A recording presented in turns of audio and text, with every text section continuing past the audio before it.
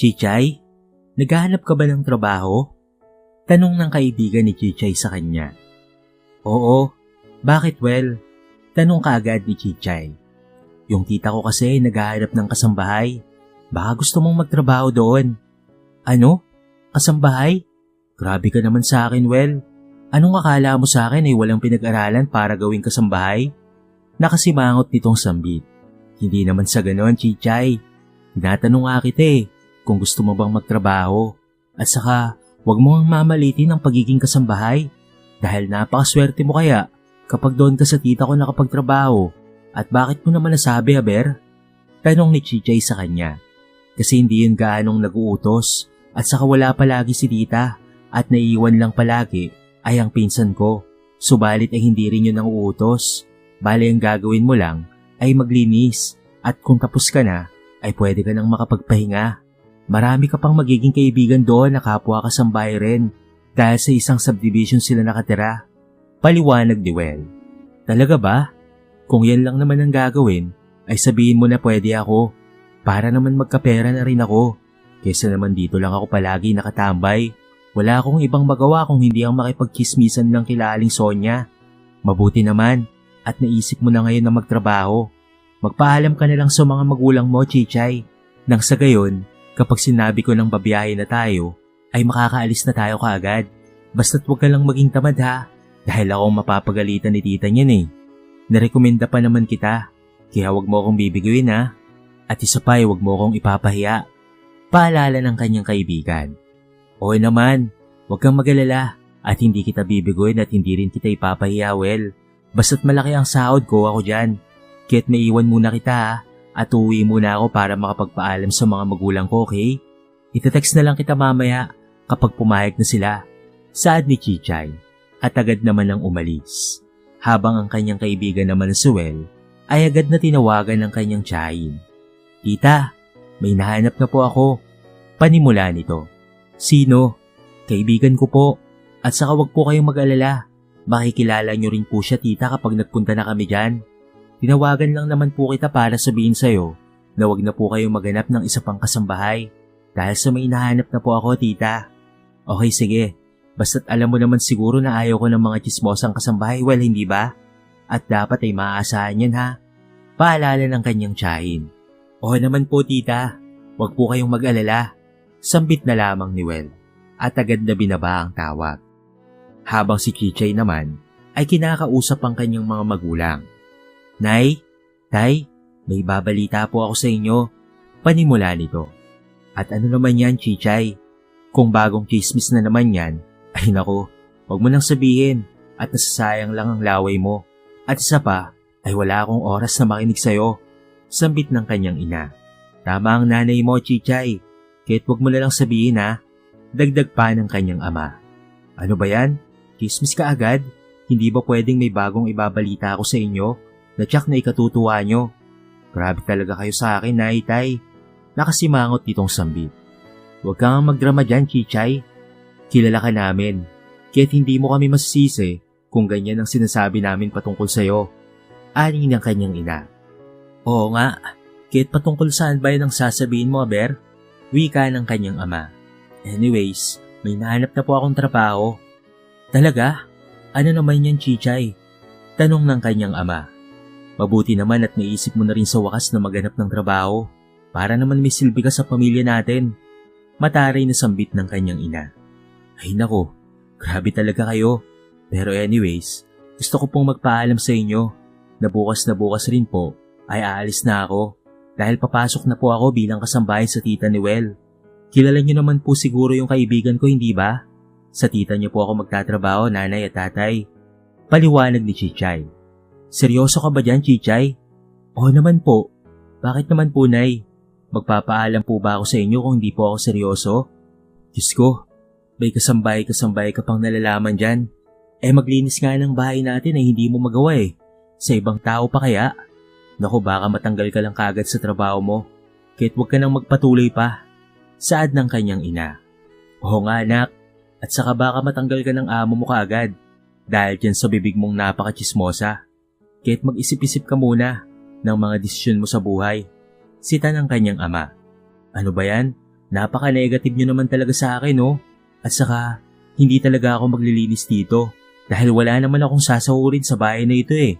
Kaya't Nay, huwag kayong mag-alala. Alam ko po ang ginagawa ko. Kaya't ang gusto ko na lamang pong marinig sa inyo ngayon ay kung papayag ba kayong magtrabaho ko. O hindi lang naman po ang gusto kong marinig na sagot nyo. Ang dami nyo pang dada eh. Naiinis sa sambit ni Chichay. Sige, ikaw na ang bahala sa buhay mo, Chichay. Basta't labas na kami dyan ha. Ani ng ina nito. Tama ang ina mo. Ikaw na ang bahala. Basta't payag na ako. At dapat ay mag-iingat ka ha. Sagot naman ng kanyang ama. Well, payag na sina mama at papa. Text niya sa kanyang kaibigan. Sige, susunduin na lang kita bukas. Reply naman ito. Kahit na kinakabahan, ay gusto ni Chichay na makaalis sa kanilang bahay dahil gusto niyang magkapera at makipagkismisan na naman sa ibang lugar.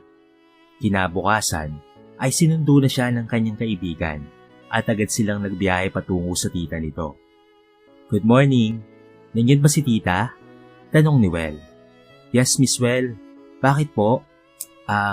May kailangan kasi ako. Sagot naman ito. Pasok po kayo. Sambit na lamang ng guard at agad na pinapasok sila. Ate Well, sigaw ng dalaga at agad na niyakap ito. OMG, Dorothy, ang laki-laki mo na. Talagang matagal na tayong hindi nakita. Nasaan si tita? Tanong kagad ni Well. Nasa sala ate. Bakit? At sino po siyang kasama nyo? Tanong naman ng dalaga. Ay oo nga pala, nakalimutan ko.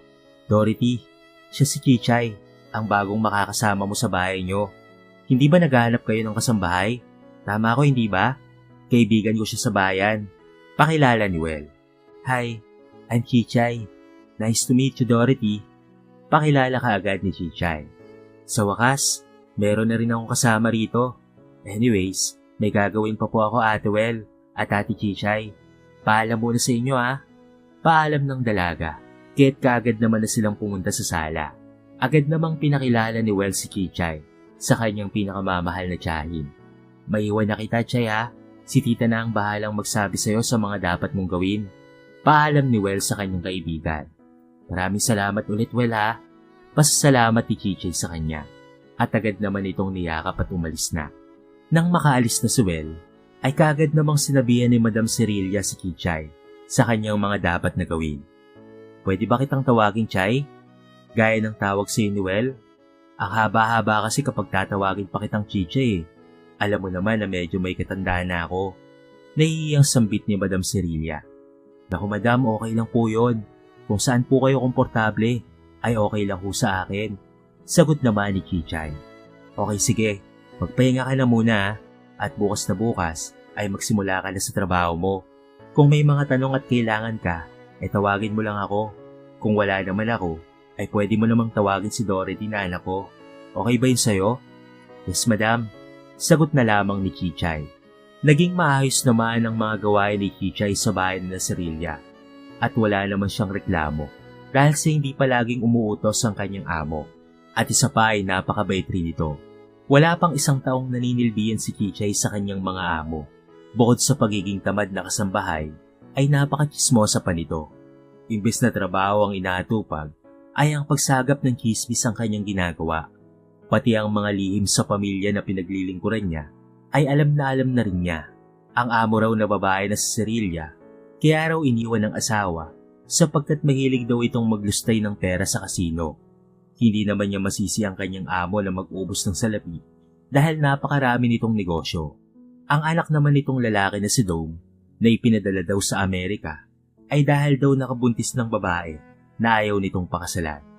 Napakagwapo naman talaga ng binatang amo kaya't maraming babae ang nauumaling rito. Ang mga bahong iyon ng kanyang mga amo ay kinikismis niya sa mga kapwa niya kasambahay na kapitbahay nila. Talaga ba, Chichay? Totoo ba ang mga sinasabi mo sa amin? Gulat na sabi sa kanya ng kanyang kachismisan. Aba oo naman, alang-alamang gawa-gawa ko lang ang lahat ng mga sinasabi ko sa inyo. Ano sa tingin nyo? Nagsisinungaling ako? Tignan nyo nga ako sa mga mata ko oh. Sagot na lamang ni Chichay. Kaya pala hindi ko nakikita ang gwapong binata riyan. Ay nasa Amerika pala at nakabuntis. Sayang, wish ko pa naman yun. At yung napapalot mong among lalaki ay nilayasan pala ang amo mong babae dahil lulong sa bisyo. Ang mga mayayaman talaga, no? Sangkaterba na nga ang pera nila, hindi pa rin ako kontento. Nagagawa pang magsugal. Napapailing na lamang nasabi ng isa. Oo naman, napakasayang nga ni Dom eh. Ang aga-agang nakabuntis. Gwapo pa naman mare, matinik sa mga babae. Kaya sure talaga ako na ang nabuntisan niyang babae ay nagpabuntis talaga yon dahil gwapo nga talaga si Dom. Mayaman pa. Pero kawawa naman din yung nabuntis niya, no? Oo nga eh. Pero anyways, ang tanong lang naman natin talaga ay kung talaga bang totoo ang lahat ng yan. Para kasing hindi eh. Kasi ang sabi ng amo ko, kaya pumuntang Amerika ang anak nitong si Dom ay dahil doon na mag-aaral ng medisina. At saka umalis rin ang asawa ni Alice Sirilia dahil sa may kabit ito. Yan kaya ang mga pinag-uusapan nila na naririnig ko sa aking mga amo. Ay naku mga mare, trolalo ang mga chinichika ko sa inyo. Ang akala ko nga ay matino ang pamilyang yan eh. Akala ko ganun talaga. Noong unang pagdating ko, kunwari pang linggo-linggong nagsisimba. Yun naman pala ay may mga tinatagong baho at nagbabanal-banalan lang. Tapos gumagawa pala ng mga milagro. Natatawa niyang sagot sa mga kausap. Ang hirap kasing paniwalaan, Chiche. Sus, pare, alam mo naman kapag mga mayayaman, diba, ay pwede nilang ibahin ang lahat ng mga pangyayari. Kahit maniwala ka na lamang sa akin. Maging ako gulat na gulat rin eh. Naku kapag nagkita talaga kami muli ng kaibigan ko, ay sasabihin ko sa kanya ang lahat ng mga sikreto ng tita niya.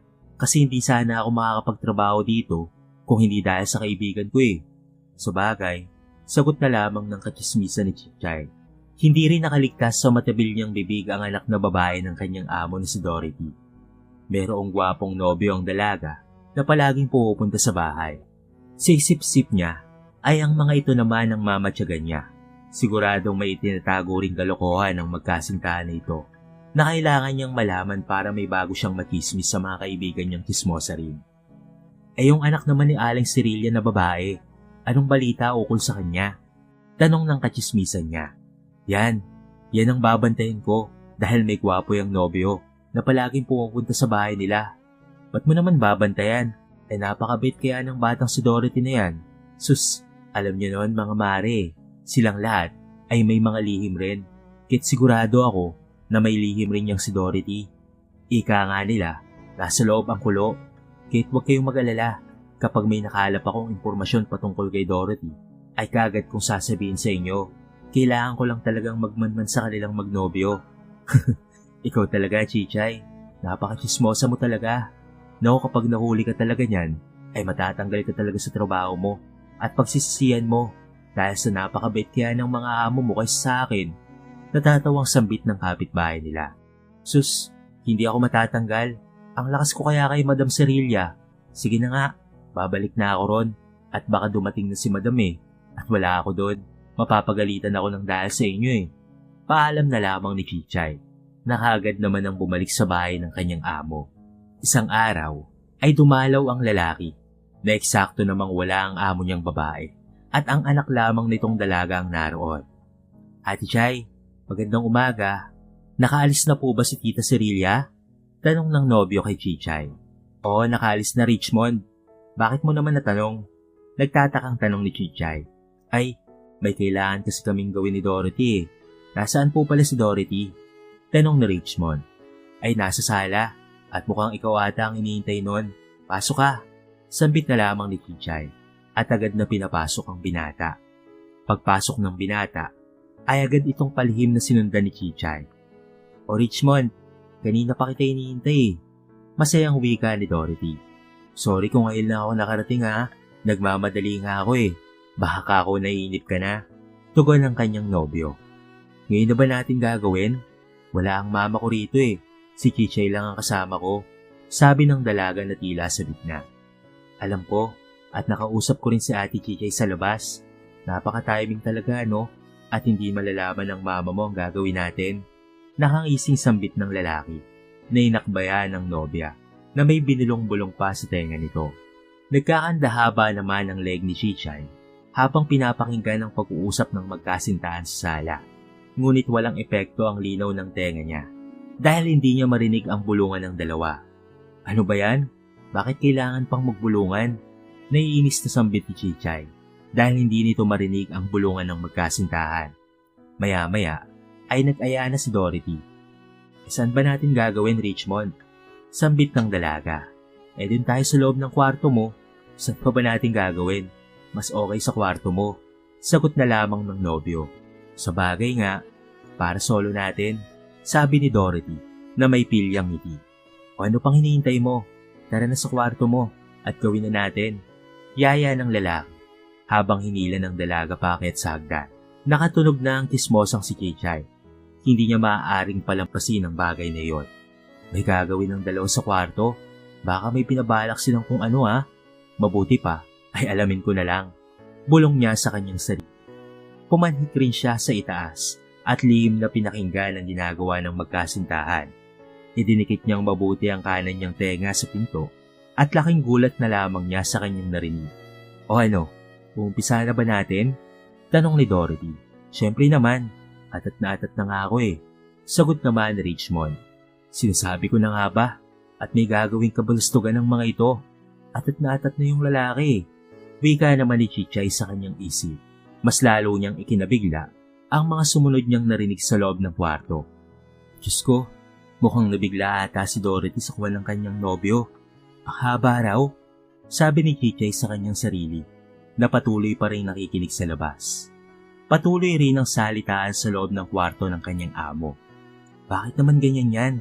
Mahihirapan ako niyan Sobrang haba, sabi ni Dorothy. Nako, ano na kayang ginagawa ng dalawang yun? Siguradong durugang batang yan. Natatawang wika ni Chichay. Nung magagawa ko? Talagang ganito to Sige na nga, pagtitiisan ko na lang. Bakit ba naman kasi ganyan yan Anak nang, pumayag na rin ng loka. Sambit ng kismosang kasambahay habang ito ay nakikinig. Ano ngayon ang masasabi mo? Tanong na Richmond. Ayos rin naman pala kahit na ganyan yan. Sagot ng kanyang nobya. Kung ano-ano pa ang narinig niya hanggang sa matapos na nga ang dalawa sa loob. Paglabas ng mga ito ay hindi maalis sa mga labi ang labis na kasiyahan sa ginawa. Si Chichay naman ay hindi mapakali. Nangangati na ang dila niya at gustong-gusto niya nang isiwalat ang mga narinig niya. Kaya kaagad siyang lumabas ng bahay at pinuntahan ng dalawa niyang kaibigang kasambahay na sila Lilia at Bona. Lilia, Bona, tawag niya sa kanyang mga kaibigan. O Chichay, bakit iniingal ka ata? Anong meron? Nagtatakang tanong ni Lilia. Oo nga, mukha kang may multong nakita. Natatawang sambit pa ni Bona. Uy mga mare, may bago akong ichichika sa inyo. Yung babaeng anak ng amo ko at ang jowa niya ay may ginagawang kababalagan doon sa kwarto. Sabi pa niya habang nahihingal pa. Ano? Yung magandang dalaga dyan sa inyo? At yung palagi naming nakikitang gwapong lalaki na kasama niya ay may milagrong ginagawa? Alam na ba yan ang amo mong babae? Gulat na tanong ni Bona. Hindi pa pero tiyak na magwawala sa senyora kapag nalaman niya ang bagay na yon. Laking kahiyan na nung ginagawa ng panganay niyang anak na lalaki. Ngayon naman ay yung bunso naman niya ang lumalandi at sa sarili pa niyang pamamahay. Wika pa ni Chichay. Grabe naman, malamang ay mabubuntis ng maaga yan kapag nagkataon. Napapailing na lamang nasambit ni Lilia. Yan na nga ayoko ring magsumbong kay madam at baka magalit pa sa akin si Dorothy. Kay bait-bait pa naman sa akin noon. Sambit ni Chichay. Kahit na, dapat mong isumbong yan kay Aling Cerilia at baka ikaw pa ang sisihin kapag nabuntis yon. Alam mo naman siguro na pinagkakatiwalaan ka ni Aling Cerilia, hindi ba? Pagdating sa kanyang anak, wika pa ni Bona. Anong gagawin ko? Nag-aalalang tanong ni Chichay. Ikaw ang masigit na nakakaalam kung ano ang tama at mali, Chichay. Kahit kung ano ang magiging desisyon mo, ayan na yun. Ano naman ang magagawa namin dyan? Ikaw mismo ang nakarinig, hindi ba? At hindi naman kami. Ani ni Lilia. Oo nga, Chichay. Huwag mo kaming tatanungin dahil sa hindi kami nakikialam sa buhay ng ibang tao. Alam mo naman siguro na wala kaming maririnig na chismis kung hindi mo kami sasabihan. Dagdag pa ni Bona. Hindi talaga napigilan ang makating bibig ni Chichay. Nagulat na lamang siya nang mga sumunod na araw ay galit na dumating si Cerilia at siya ay nahanap. Chichay! Chichay! Sigaw nito. Dali-dali niyang pinuntahan ng kanyang amo. Kinakabahan itong hinarap. Bakit po, senyora? Ano itong nababalitaan ko na sinabi mo raw sa kasambahay ng aking kumare na may ginagawang milagro ang anak kong si Dorothy? Tigil na tanong ng kanyang amo. Dahil doon ay namutla naman si Chichay. Paano nalaman ng kumare ng amo niya ang patungkol sa narinig niya? Sino sa mga kaibigan niyang tismosa ang nagtraidor sa kanya? Wala na siyang ibang napagpilian pa kung hindi ang magsabi ng totoo. Ganito po kasi yon. Kahapon po kasi ay dumalaw po rito sa bahay ang nobyo ni Senyorita Dorothy na walang iba po kung hindi si Richmond. Tapos po ay pumasok sila sa kwarto ni Senyorita at meron po silang ginawang milagro. Dinig na dinig ko po ang kanilang pag-uusap, kaya nga po gulat na gulat po ako eh. Sumbong niya. Nagulat naman ang among babae sa ibinunyag niya. Ha? Totoo ba yung sinasabi mo, Chichay? Opo, senyora. Hindi po ako maaaring magkamali. Ang lakas nga po ng mga boses nila sa loob eh. Kaya narinig ko po. Paglabas nga po nila, ay tuwang-tuwa pa po sila at mukhang nag-e-enjoy pa po sila sa ginagawa nila. Saan pa niya? Ganoon pala ha. Kay babata pa eh kung ano lang ng mga ginagawang kababuyan.